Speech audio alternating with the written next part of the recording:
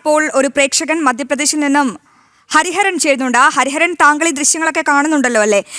അത്രത്തോളം ഭക്തജന തിരക്കാണ്, ഇതുവരെയും നിയന്ത്രിക്കാൻ സാധിച്ചില്ല. മാത്രമല്ല, എന്തെങ്കിലും ഒരു അത്യാഹിതം സംഭവിച്ചാൽ വേണ്ടത്ര ആരോഗ്യ സുരക്ഷാ സംവിധാനം പോലും അവിടെ ഏർപ്പെടുത്തിയിട്ടില്ല, വേണ്ടത്ര ആംബുലൻസ് സംവിധാനങ്ങൾ പോലുമില്ല. ഈ അവസരത്തിൽ അങ്ങേക്ക് എന്താണ് ജനം ടിവിയോട് പ്രതികരിക്കാനുള്ളത്? ജനങ്ങളോട് മാത്രമല്ല, ഈ ഗവൺമെന്റ് ഇതിനകത്ത് ആന്ധ്രാപ്രദേശിൽ നിന്ന് വരുന്ന ഭക്തന്മാർ എന്നോട് വന്ന് വളരെയധികം, ഞാൻ ആന്ധ്രാപ്രദേശിലെ ശ്രീശൈലത്തിൽ നിന്നാണ്, തെറ്റായി പറഞ്ഞു, മധ്യപ്രദേശിൽ നിന്ന്, ശ്രീശൈലത്തിൽ നിന്നാണ്. ശ്രീശൈലം വന്ന് നോക്കി പഠിക്കാൻ പറയൂ. തെലുങ്ക് യുഗാദി സമയത്ത് 15 ദിവസം 6 കോടി ജനങ്ങളാണ് വരുന്നത്, 6 crores. ഇതേപോലെ വനമായ പ്രദേശത്ത് നിന്ന് അയ്യപ്പനെ ഇവര് വേറെ ഒന്നിനും ഉപയോഗിക്കുന്നില്ല. ഗവൺമെന്റ് ലെവലിൽ, അയ്യപ്പന്റെ ലെവലിൽ ശമ്പളം വന്ന് 6 മാസം ശമ്പളം കൊടുക്കുന്നവരാണ്. എന്നിട്ട് ഇവർ ഈ കാണിക്കുന്ന IAS ഓഫീസറെയോ IFS ഓഫീസറെയോ വെച്ചു എന്ന് പറഞ്ഞിട്ട് ഈ ഭരണ സംവിധാനം മുഴുവനും തുലപ്പിച്ച് ഈ ഗുണ്ട പോലീസുകളെ നിയമിച്ച് ഇത്രയും വലിയ സംവിധാനം ഉണ്ടാക്കാതെ ആംബുലൻസ് സർവീസിനോ ഒരു കാര്യത്തിനും. എന്നെ ഒരു ഭക്തൻ അവിടെ നിന്ന് വിളിച്ചു, രാവിലെ എന്നെ വിളിച്ചു. അദ്ദേഹത്തിന് വെള്ളം പോലും കിട്ടിയിട്ടില്ല. ഞാൻ പമ്പയിലാണ് നിൽക്കുന്നത് ചേട്ടാ, എനിക്ക് എങ്ങനെങ്കിലും ഒരു ഉപകാരം ചെയ്യണം, എങ്ങനെങ്കിലും സാർ എനിക്കൊരു ഉപകാരം ചെയ്യണം. ഒടുക്കം ഞാൻ അവിടെ നിന്ന് സേവഭാരതി ഓഫീസിലെ എരുമേലി സേവഭാരതി ഓഫീസിലേക്ക് വിശ്വംബാപ്പയെ വിളിച്ച് അവിടുത്തെ നമ്പർ എടുത്ത് അവരെ പറഞ്ഞയച്ചു. അത്രയ്ക്ക് നല്ല സംവിധാനം ഇല്ലാത്ത ഈ സ്ഥലത്ത് ഇത് വെച്ച് മതിയാക്കി പോകുന്നതാണ് നല്ലത്. ഭക്തന്മാരെ പിഴിഞ്ഞ്, ഈ ഭക്തന്മാരുടെ കയ്യിലുള്ള പൈസ പിഴിഞ്ഞ് ഇത്രയും സംവിധാനം ചെയ്യുന്നതിന് പകരം ഇത് നിർത്തുന്നതാണ് നല്ലത്. ഭഗവാനെ, ഇത് വളരെ നന്നായി കൊണ്ടുപോകാൻ കേന്ദ്ര സേനയെ എത്രയും പെട്ടെന്ന് വിളിക്കണമെന്നാണ് എൻ്റെ അപേക്ഷ. തീർച്ചയായും ഹരിഹരൻ, ഈ അവസരത്തിൽ ഞങ്ങളോടൊപ്പം പ്രതികരിച്ചതിന് വളരെയധികം നന്ദി. ആന്ധ്രാപ്രദേശിൽ നിന്നും ഹരിഹരൻ നമ്മുടെ പ്രേക്ഷകരാണ് പ്രതികരിച്ചത്. ഇപ്പോൾ ഗോകുൽ ചേരുന്നുണ്ട്. ഗോകുൽ, ഈ പമ്പയിൽ നിന്നും ഭക്തരെ കടത്തിവിടാൻ എന്തെങ്കിലും നിയന്ത്രണങ്ങളുണ്ടോ?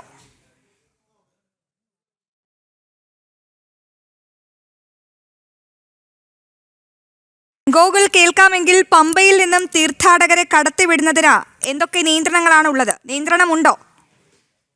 ചെറിയ നിലവിൽ നിയന്ത്രണമുണ്ട്. അതായത് പമ്പ മണപ്പാടത്തടക്കം തീർത്ഥാടകരെ തടഞ്ഞു വെച്ചിരിക്കുകയാണ്. കുറയ്ക്കുന്നതിന് വേണ്ടി പമ്പയിലടക്കം അവരെ ഹോൾട്ട് ചെയ്തിരിക്കുകയായിരുന്നു ഇത്രയും മണിക്കൂറും. അതിനുശേഷം കുറയ്ക്കുന്നതിന് വേണ്ടി പമ്പയിലടക്കം അവരെ ഹോൾട്ട് ചെയ്തിരിക്കുകയായിരുന്നു ഇത്രയും മണിക്കൂറും. അതിനുശേഷം അല്പസമയം മുമ്പാണ് തീർത്ഥാടകരെ കുറേശ്ശെ ആൾക്കാരെ വീതം കയറ്റിവിട്ട് തുടങ്ങിയിരിക്കുന്നത്. ഇനിയും ഇതിന് പിന്നിലോട്ട് ഒരുപാട് തീർത്ഥാടകർ നിൽക്കുന്നുണ്ട്. അവരെയൊക്കെ എന്തായാലും ഇങ്ങനെ ഘട്ടം ഘട്ടമായിട്ടാണ് കടത്തിവിട്ടുകൊണ്ടിരിക്കുന്നത്. സാധാരണഗതിയിൽ പമ്പയിലൊന്നും ഇങ്ങനെ തടയേണ്ട ഒരു സാഹചര്യം ഉണ്ടാകാത്തതാണ്. സാധാരണഗതിയിൽ വലിയ ക്യൂ ഒക്കെ ഉണ്ടാകുന്നത് മരക്കൂട്ടത്തിന് അപ്പുറത്തോട്ട് ശരംകുത്തി മുതൽ ഒരു അങ്ങോട്ട് സന്നിധാനത്തേക്ക് മാത്രമേ ഇത്രയും മണിക്കൂറുകളൊക്കെ ക്യൂ നിൽക്കേണ്ട സാഹചര്യം ഉണ്ടാകാറുള്ളൂ.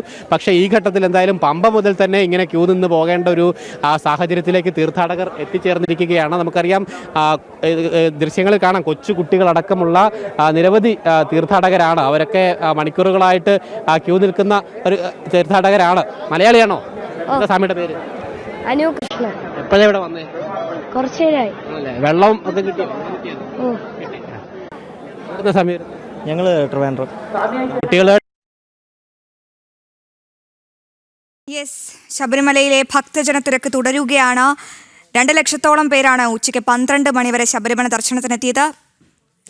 ആദ്യ ദിവസം തന്നെ 18ാം പടിക്കയറ്റം താളം തെറ്റുന്ന ഒരു കാഴ്ചയാണ്. ഭക്തരെ നിയന്ത്രിക്കാനാകാതെ പോലീസ് വെറും കാഴ്ചക്കാരായി നിൽക്കുന്ന കാഴ്ച. പല ഭക്തരും ദൃശ്യങ്ങളിൽ കാണുന്നത് പോലെ പല ഭക്തരും അയ്യനെ ഒരു നോക്ക് കാണാൻ വേണ്ടി ബാരിക്കേഡ് അടക്കം മുറിച്ചു കടക്കുന്ന ദൃശ്യങ്ങളാണ് പ്രേക്ഷകർ ഇപ്പോൾ കണ്ടുകൊണ്ടിരിക്കുന്നത്.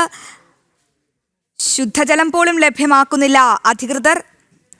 ഒപ്പം ADGP ശ്രീജിത്ത് പ്രതികരിക്കുന്നത്, ഈ തിരക്കിന് കാരണം ഭക്തജനങ്ങൾ വരി തെറ്റുന്നത്.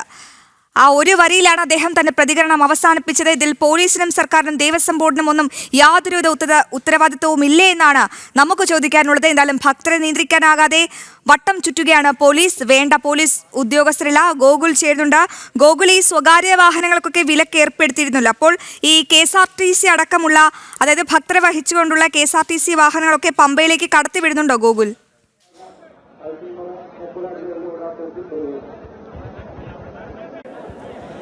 KSRTC വാഹനങ്ങൾ മാത്രമാണ് നിലയ്ക്കൽ നിന്നും പമ്പയിലേക്ക് കടത്തിവിട്ടുകൊണ്ടിരിക്കുന്നത് അശ്വതി. അതായത് ഇവിടെ ഈ ക്രൗഡ് കൂടിയ സാഹചര്യത്തിൽ നിലയ്ക്കലിൽ നിന്നും പമ്പയിലേക്ക് തീർത്ഥാടകരുടെ സ്വകാര്യ വാഹനങ്ങൾ തടഞ്ഞു വെച്ചിരിക്കുക, അല്ലെങ്കിൽ ഇങ്ങോട്ട് വിടാത്ത ഒരു സാഹചര്യമായിരുന്നു ഇന്ന് രാവിലെ മുതൽ ഉണ്ടായിരുന്നത്. അതുകൊണ്ട് തന്നെ തീർത്ഥാടകർക്ക് നിലയ്ക്കലിൽ തന്നെ കൂടുതൽ സമയം അവിടെ തന്നെ കിടക്കേണ്ടതായിട്ടുള്ള സാഹചര്യം ഉണ്ടായി. അവിടെ നിന്നും KSRTC വാഹനങ്ങളിൽ മാത്രമാണ് ഇങ്ങോട്ടേക്ക് വരേണ്ടവർക്ക് വരാം, അല്ലാത്തവർക്ക് സ്വകാര്യ വാഹനങ്ങൾ അതിൽ തന്നെ വരണമെന്നുള്ളവർക്ക് അവിടെ തന്നെ മണിക്കൂറുകൾ വീണ്ടും കിടക്കണം എന്നുള്ളൊരു നിലപാടാണ് പോലീസ് ഇതുമായി ബന്ധപ്പെട്ട് സ്വീകരിച്ചത്. പക്ഷേ KSRTC ഉണ്ടായിരുന്നെങ്കിൽ പോലും പരിമിതമായിട്ടുള്ള KSRTC സർവീസുകൾ മാത്രമേ ഉണ്ടായിരുന്നുള്ളൂ, ആവശ്യത്തിനുണ്ടായിരുന്നില്ല. അതുകൊണ്ട് തന്നെ തീർത്ഥാടകരെ കുത്തി നിറച്ചുകൊണ്ട് തന്നെയാണ് ഈ KSRTC ബസ്സുകളൊക്കെ നിലയ്ക്കലിൽ നിന്നും പമ്പയിലേക്ക് സർവീസ് നടത്തുകയും ഒക്കെ തന്നെ ചെയ്തത്. എന്തായാലും ഹൈക്കോടതിയുടെ അടക്കം കൃത്യമായിട്ട് നിർദ്ദേശമുണ്ട്, തീർത്ഥാടകരെ ഒരു കാരണവശാലും നിർത്തിക്കൊണ്ട് KSRTC ബസ്സിൽ യാത്ര ചെയ്യിപ്പിക്കരുത്, സീറ്റിംഗ് കപ്പാസിറ്റിയിൽ മാത്രമേ യാത്ര ചെയ്യിപ്പിക്കാവുള്ളൂ എന്നുള്ള കർശന നിർദ്ദേശമുണ്ടായിരുന്നു. പക്ഷേ ആ നിർദ്ദേശങ്ങളൊക്കെ ലംഘിച്ചുകൊണ്ട് തന്നെയാണ് KSRTCയിൽ തീർത്ഥാടകരെ കുത്തി നിറച്ചുകൊണ്ട് തന്നെ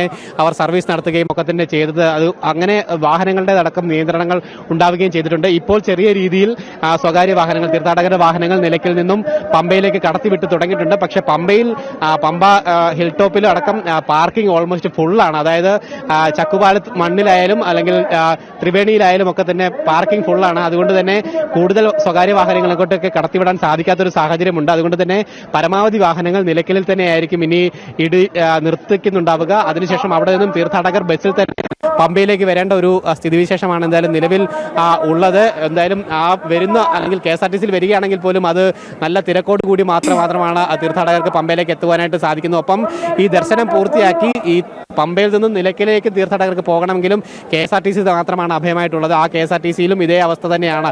ഇത്രയും മണിക്കൂറുകൾ കാത്തുനിന്ന് ദർശനം നടത്തി മടങ്ങുന്ന പല തീർത്ഥാടകരും വീണ്ടും തിക്കും തിരക്കിലും പെട്ട് വേണം നിലയ്ക്കൽ വരെ പോകാൻ, അല്ലെങ്കിൽ അതിനുശേഷം പത്തനംതിട്ടയിലേക്കൊക്കെ പോകുന്നതിന് വേണ്ടി ഗോകുലിലേക്ക് എത്താം.